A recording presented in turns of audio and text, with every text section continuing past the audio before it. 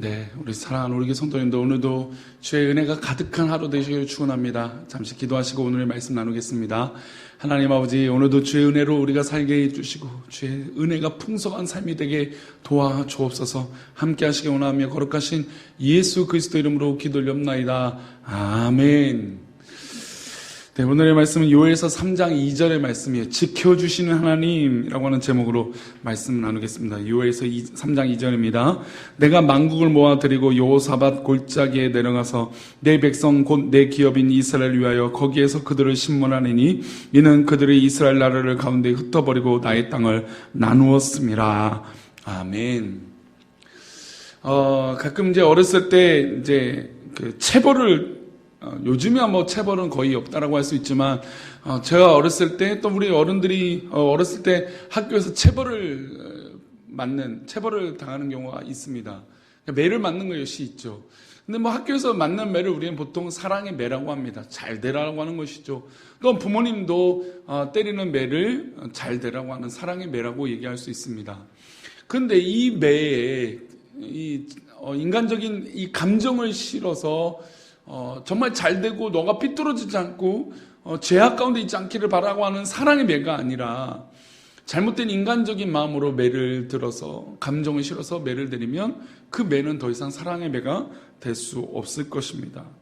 게다가 만약에 우리 부모님이 우리 자녀들을 잘 가르쳐달라고 학교를 보냈는데 학교 선생님이 매를 들어서 감정적으로 그렇게 했다라고 한다면 아마 그것을 그냥 감내하고 뭐 괜찮습니다라 말하고 할 수 있는 부모는 없을 겁니다. 마음이 아프시겠죠. 마음이 찢어질 겁니다. 오늘 마치 그런 부분처럼 하나님 마음이 그러셨던 것 같아요. 하나님께서 이스라엘 민족이 자꾸 죄악 가운데 있으니까 요엘 선지자를 통해서 심판하시겠다고 했습니다. 근데 심판했던 도구로 진노의 지팡이를 썼던 게 바로 이방 민족이죠. 그러니까 하나님의 백성을 심판하시는데 이방 민족을 들어서 사용하셨어요. 하나님의 진노의 이방인 지팡이예요.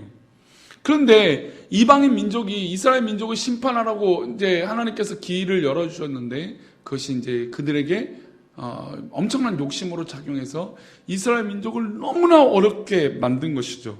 그러니까 하나님이 딱 그 장면을 보실 때 화가 나신 겁니다. 왜냐하면 도가 넘어섰기 때문이에요. 하나님은 이 정도까지만 심판을 하길 바라셨는데 이 이방 민족들이 오히려 너무나 참혹한 죄와 범죄를 일으키는 모습을 보고 하나님이 오히려 화가 나셨다.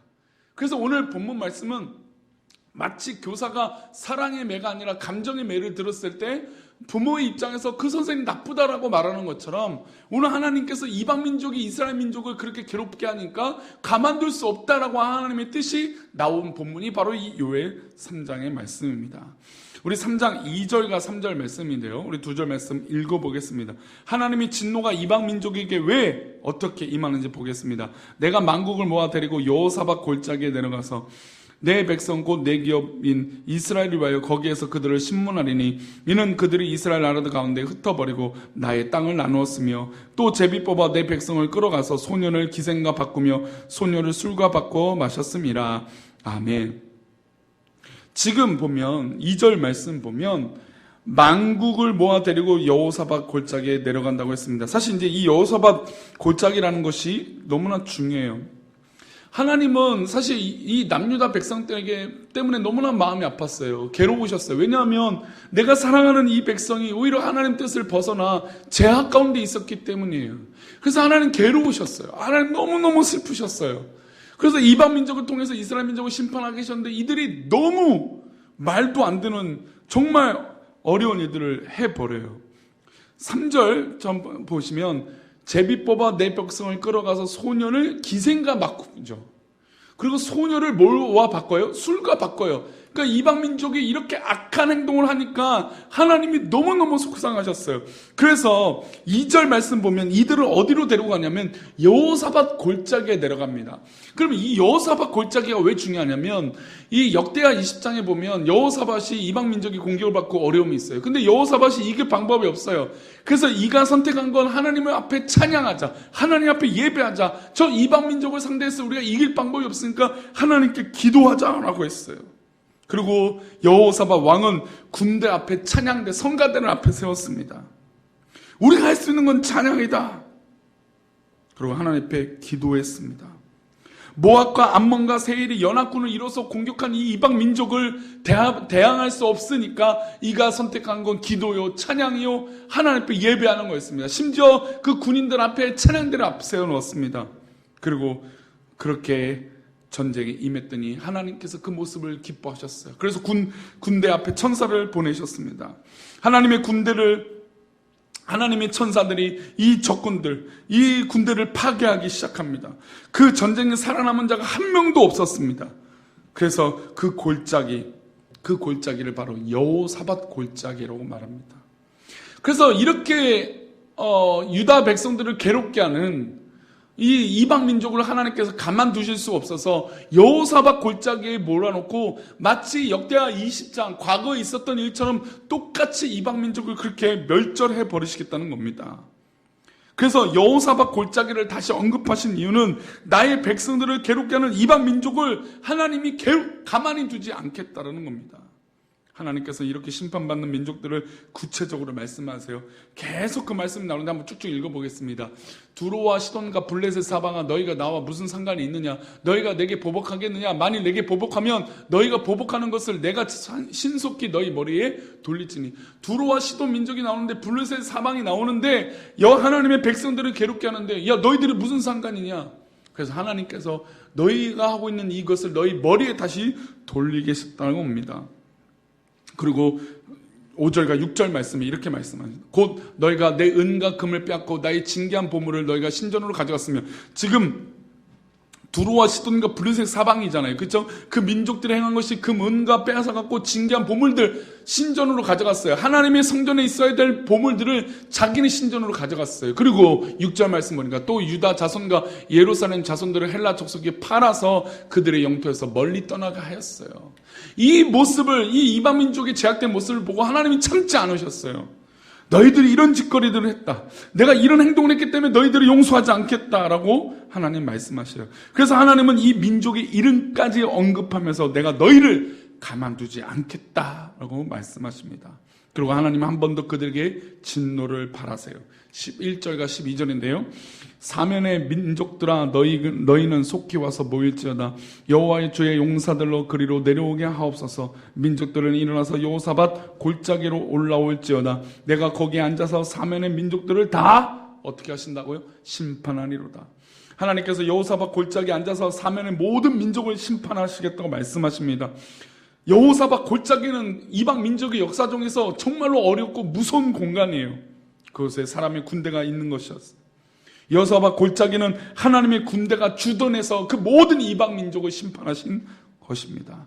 하나님의 군대를 그들이 상대할 수 있을까요? 없습니다. 하나님께서 여호사밧 골짜기에 앉아서 이방의 악한 민족들을 철저하게 심판하겠다고 약속하신 거예요. 이것은 어떤 민족, 어떤 나라도 예외가 될 수 없습니다. 그 당시 강대국이었던 애굽, 이집트, 에돔 예외가 될 수 없어요. 우리 19절과 20절입니다. 읽어봅니다. 그러나 애굽은 황무지가 되겠고 에돔은 황무한 들이 되리니 이는 그들이 유다 자손에게 포악을 행하여 무죄한 피를 그 땅에서 흘렸습니다. 유다는 영원히 있겠고 예루살렘은 대대로 있으리라. 가장 그 당시 강력한 이 두 나라를 하나님께서 황무지가 되게 하시겠다는 겁니다. 이 장면을 통해서 우리는 오늘 어떤 하나님의 마음을 알 수 있냐면, 하나님은 여전히 누구를 사랑하실까요? 하나님께서 부르신 하나님의 백성을 사랑하신다는 겁니다. 하나님께서 선택하신 그 백성들을 하나님이 지금 심판하신 것처럼 보이지만 이 심판 가운데 그래도 결국 사랑하셔서 그들에게 손을 내밀어 주신다는 것이죠. 그리고 그들에게 기회를 주시고 그 이방민족, 그들을 괴롭혔던 모든 이방민족들을 가만두지 않으시겠다는 겁니다. 그래서 우리는 어려움이 올 때 오히려 빨리 하나님 앞에 돌아가야 해요. 우리를 지켜주시는 하나님을 신뢰해야 돼요. 그리고 또 한 가지 느끼는 건 이 원수들을 누가 갚아주실까요? 우리 하나님께서 갚아주세요. 우리 성도님 삶 가운데 있은 이 모든 고난과 어려움, 우리를 괴롭게 하는 모든 이방의 악한 것들의 그 원수들을 하나님께서 갚아주실 것인 줄 믿습니다. 저 원수들을 절대로 가만두지 않으실 거예요.